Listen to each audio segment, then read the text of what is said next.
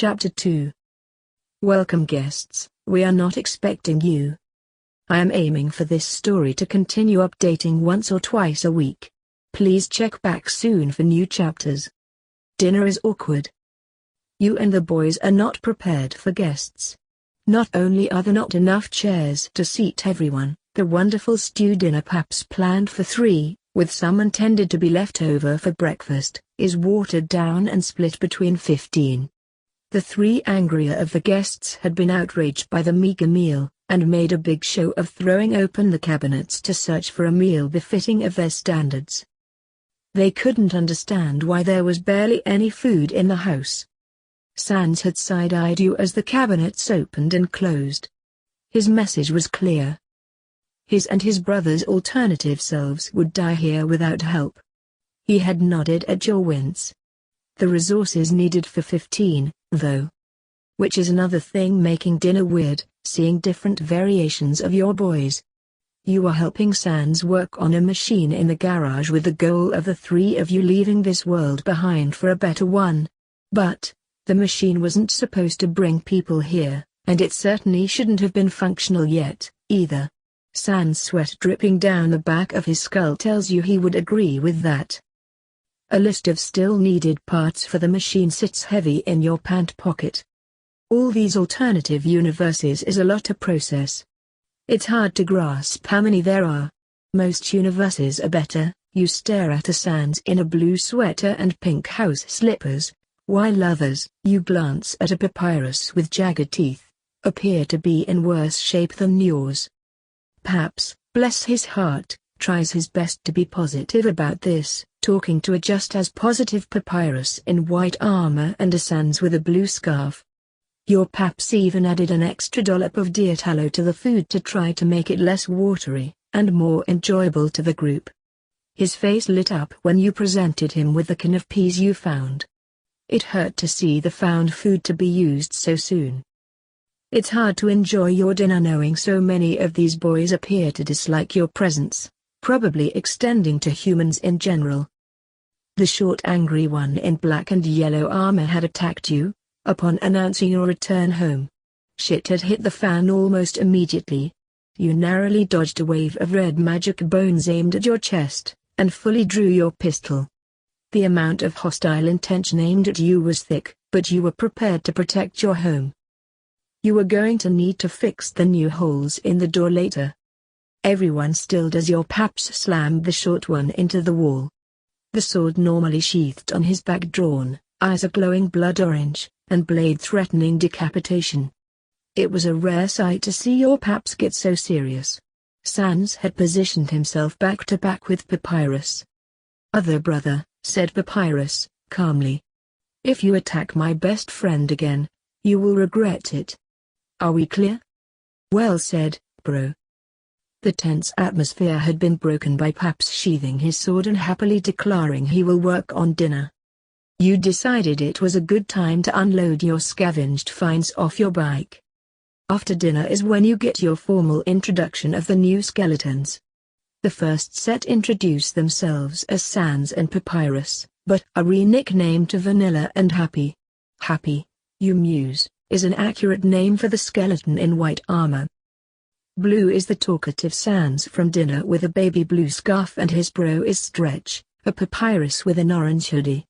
Red is a short sweating ball of shark teeth trying to look tough, and his black-armored brother is Edge, one of the angry ones who raided your cabinets. Black is the dick who attacked you, best noted for his mostly black with yellow armor. His brother is pretty much red, but taller and less phased. Raz is damn near a carbon copy of Black, but with more red to his armor. Gold, Raz's brother however, is hiding behind his much shorter brother. You get the impression he and Blue will have the hardest time in your world. On the other end of that spectrum, Axe with his one red eye and cracked open skull reminds you of people who already are hardened from a world like yours. He'll definitely be fine here. His brother gives off a similar vibe, but I don't like your name, and you don't either, do you? You state, bluntly. Crooks jerks his body straight for a moment before returning to his slouching.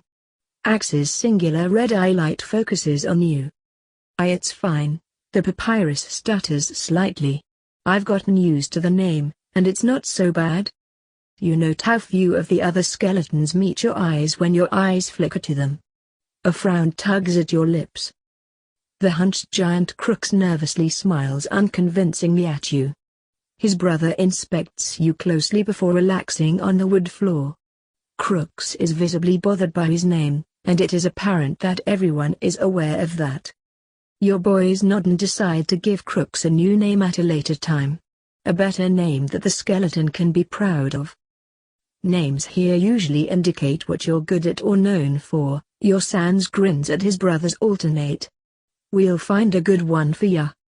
Which means it is your boys' turns for nicknames. It's a lie to say you are impressed with the naming abilities of this group. Sans has name suggestions like Cargo, for his shorts, Bow, for the bow on his back, and Pads, for the leather full arm guards peeking under his blue sweater. Papyrus options are not much of an improvement as Hide, for his full set of leather armor, Steel, for the sword, and Knight, for his protection of the princess, are said. Some of the less savory names brought up by a few of the skeletons are quickly dismissed by the others. We actually already have nicknames, chirps your Papyrus. The human calls me Bean Sprout, but you can call me Sprout. Cool name, bro, your Sans said. You can call me Scout. I scout for trouble. The exasperated groans are a sweet sound to Scout's ears. You also introduce yourself, and mention you have the nickname Bike Runner at the local posts, or Biker for short. There are a few looks of confusion, but no one comments on it. So, now that's done, Vanilla says, eyeing your group's get-up, a particularly hard stare at your pistol and rifle. What exactly kind of world is this? And what kind of weakling monsters require human weapons and armor? Black shouts. Your skeletons. So some pride. At least wear quality gear worthy of your kind. Pointing to Sprout's handmade armor and sword. Sprout looks displeased at the jab. Black's comments sting more than you will ever admit. You made Paps that armor as a gift. Took almost a year to make, and he was so happy you made him such a nice set. It is much nicer than the mismatched and obviously repaired set you wear. Black is clearly upset about the situation as a whole and is lashing out, but the guy's being way too loud. Oi, you say, lower your voice will you? Nighttime is active. Active? Questions Stretch. What's that supposed to? I will not obey a lowly human. Those patchwork rags you call armor is 10 times worse. Snaps Black at you. Sprout openly frowns and Scout looks annoyed at Black. Do you even clean yourself? You smell rancid. Humans should know their place and its. Buddy. Scout growls lowly, eye sockets dark. I believe my friend here said to lower your voice. Black scoffs. Russ takes a half step towards his brother, as if expecting a fight. A petty line like that is hardly a threat. That lazy vanilla variation of myself at least has some bite without such useless equipment. There is a loud crunch of wood snapping from outside. Scout and Sprout reach for their weapons. You dash to the window. Fuck. Horde. I'm glad you enjoyed that video/gameplay.